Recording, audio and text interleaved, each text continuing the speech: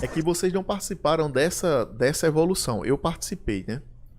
É, o mexer com web services, SOAP, que era um padrão bem rígido, você tinha que fazer XML, você tinha que ter XSD. Se criou-se toda uma camada lá de validação com XSDs, com esquemas, para você poder fazer chamadas a endpoints específicos via o XML montado, que ele era muito complexo para ser criado. Você escrevia muito XML para você fazer uma comunicação entre dois sistemas.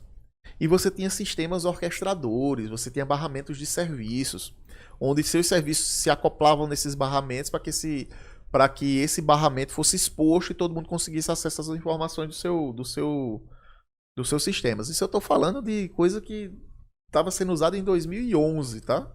2011, faz 10 anos. Para você ver, 10 anos e a evolução foi drástica ao ponto de que saiu dessa arquitetura, que era a arquitetura SOA, né? Para uma arquitetura de microserviços. Então, a gente tinha os XMLs, tinha que escrever XML, tinha que fazer validação de XML, porque esses dados tinham que se cruzar. Então, eu mandava um XML fazendo uma requisição ao sistema, ao monolito, que eu queria acessar, que tinha um barramento de serviço. Esse XML era checado. Se essa checagem desse algum problema, ele devolvia um erro dizendo que o XML estava mal formatado ou alguma coisa do gênero, e eu tinha que refazer, certo? Passou-se dessa fase de validação, ele ia para o monolito, que ele decriptava, né? Ele fazia um pass para a tecnologia que ele estava trabalhando, geralmente era Java, né? Puxando a sardinha. Geralmente era Java. E aí ele fazia todo o processamento, montava outro XML que era enviado para mim, para eu receber o XML.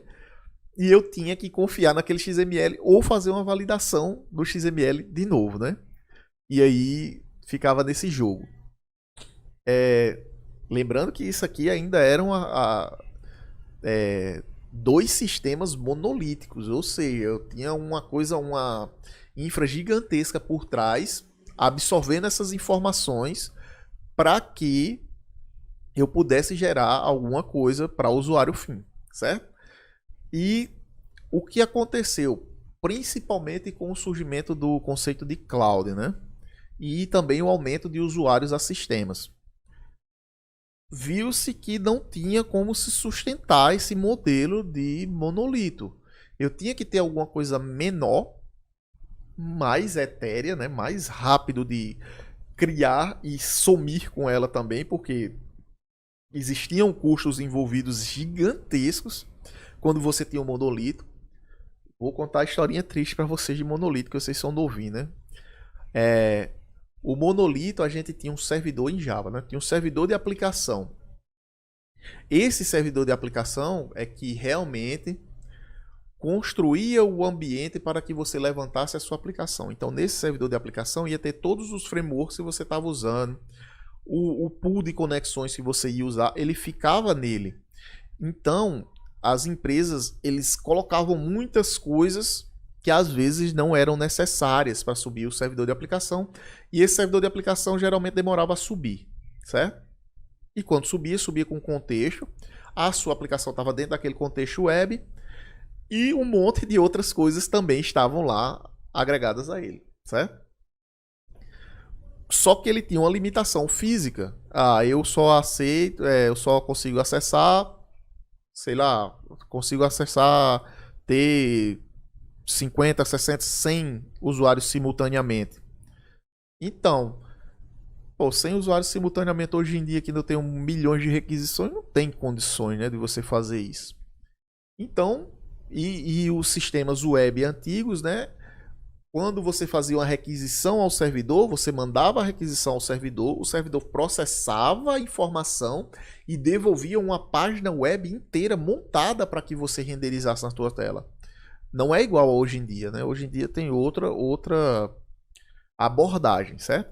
Então, você tinha todo esse problema, né? Para solucionar o problema, eles criaram uma coisa que chama clusterização.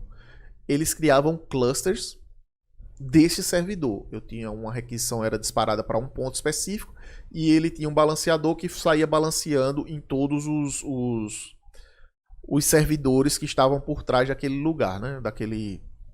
Daquele ponto de entrada, certo?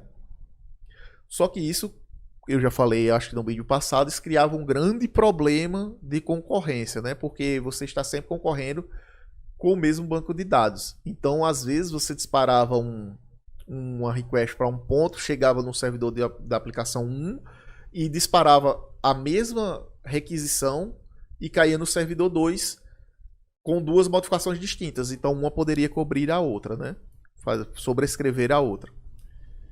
E só que mesmo com a clusterização, que melhorou bastante, na época melhorou muito a questão de performance e tudo mais, de resposta, você não tinha mais tantos timeouts como você tinha antes, mas mesmo assim tinha-se um problema principal, que era a máquina, né? Você ainda estava compartilhando a máquina, independente de você fazer clusters ou fazer VMs diferentes, né? Virtual machines diferentes lá para que você processasse. No final de tudo, ainda era a mesma máquina, ainda era o mesmo rack, o mesmo servidor. E se você precisasse de mais hardware, você teria que colocar mais hardware naquele rack, certo? E se você não precisasse mais do rack, daquele hardware naquele rack, o que é que acontecia? Ele ia ficar ocioso. E ociosidade quer dizer custo desnecessário, certo? Pense assim, toda vez que uma máquina fica ociosa em um servidor, quer dizer que o empreendedor, a pessoa dona daquele hardware, está jogando dinheiro no lixo, que não era necessário, certo? Então, com essa necessidade, começou a se ter estudos e chegamos naquela fase lá que começou-se já o Web Service Hash por causa da restrição do XML, que era muito complexo para você construir qualquer Web Service SOAP, era muito difícil de você construir. Era um Deus nos acuda, certo? Por quê? Porque você tinha que... Aí criaram-se outras tecnologias, tá? Isso aí, durante o tempo, né?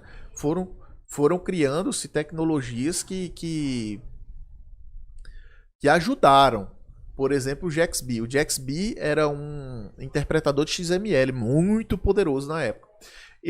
O JAXB foi tão importante que ele foi incorporado ao JDK. E ele saiu no JDK 8, tá? Então a gente está falando do JDK 6 e 7. Então essa tecnologia foi muito usada durante o reinado da JDK 6 e 7. Certo? Mas o resto, se eu não me engano, começou a partir do JDK 7, que foi a substituição, né? Quando começou essa transição. E aí surgiu o REST, né? Os Web Services REST, dentro ainda dos monolitos, só que muito mais fácil de ser construído, né?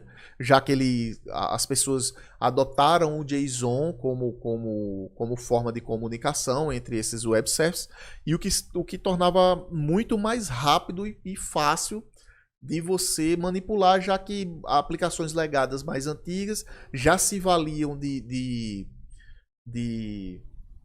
como é que é, meu Deus do céu? Esqueci completamente o termo, cara. De reflection. Se valiam de reflection para fazer o passe de algumas informações, então ficou fácil de construir uma coisa, já que era chave e valor, né? Então era muito mais fácil de você pegar um texto e converter para uma classe Java, já que você teria que basicamente só fazer um build da classe e já estaria funcionando, né? Do que fazer um passe de XML que precisava de um framework específico, de mapeamentos específicos. Você tinha que mapear a classe da maneira correta, com as tags corretas. Se isso não funcionasse, se você mapeasse e era case sensitivo, tá? Se você mapeasse de maneira incorreta, não funcionava, dava erro, você teria que validar novamente, etc, etc, etc, né? Então, beleza. Mudou-se para o hash. E o hash facilitando essa comunicação, as pessoas começaram a adotar um outro padrão de desenvolvimento de software, que é os microserviços como a gente conhece hoje, certo? não como a gente conhece hoje, né? Mas eram serviços um pouco maiores, né? Mas em comparações aos monolitos, eram bem menores. O que é que se pensou inicialmente, né?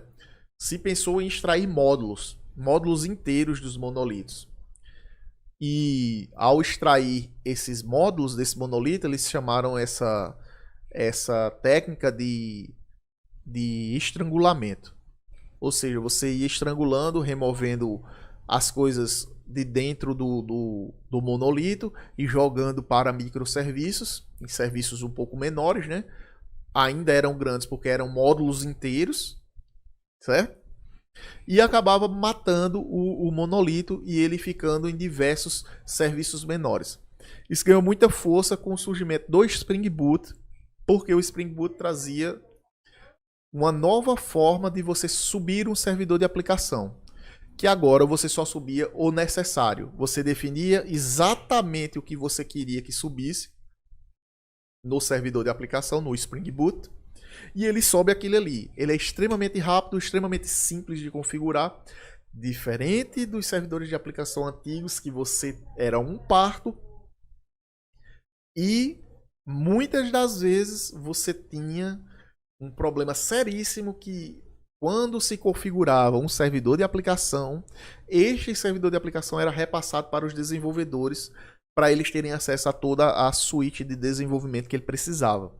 Então você tinha que instalar todo esse trambolho que rodava no servidor. E lembra que nessa época as máquinas tinham no máximo 8 GB, sabe? Então, tipo assim, você tinha que rodar um trambolho que rodava num servidor na sua máquina local. Então, eu cheguei a trabalhar em lugares que só para levantar o serviço para você testar era 1 minuto. 1 minuto. Certo? 1 minuto para você levantar o ambiente. Não era para você testar. Só levantar o servidor de aplicação. Então, isso era o caos, né? Hoje em dia, se bate 30 segundos no Spring Boot, você já começa a se tremer de desespero, né? Antes você mandava startar lá e tomar um café, cara. Certo? Então, aí surgiu o Spring Boot, e aí eles viram que era muito mais simples de criar aplicações com contextos web com Spring Boot, porque você tinha um microservidor de aplicação.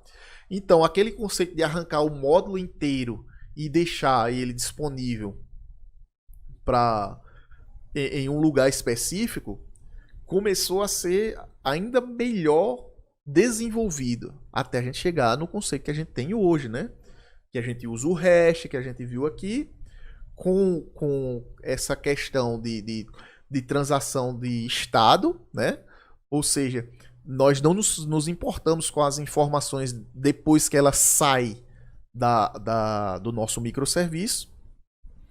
E a gente conseguiu chegar no ponto que, se um microserviço cair, ele não vai impactar diretamente no desenvolvimento do nosso sistema, né? Na desenvoltura do nosso sistema, porque ele consegue simplesmente levantar outro rapidamente. Às vezes, em 10, 15 segundos, um microserviço está no ar e você nem sente que ele caiu, né? E com isso também a gente foi diminuindo cada vez mais os nossos serviços e granularizando mais, especializando mais e tendo sistemas inteiros baseados em microserviços e cada microserviço sendo extremamente especializado. E agora a gente tem que se preocupar com questões de over-engineer, né? A gente aplicar tanto a engenharia que fica tão granular que não serve mais, né? A gente tem que dosar bem agora, já estamos nessa época de entender como dosar o microserviço para que ele nem fique grande demais com muita responsabilidade, nem pequeno demais com responsabilidades mínimas, né? Que seriam os danos, certo?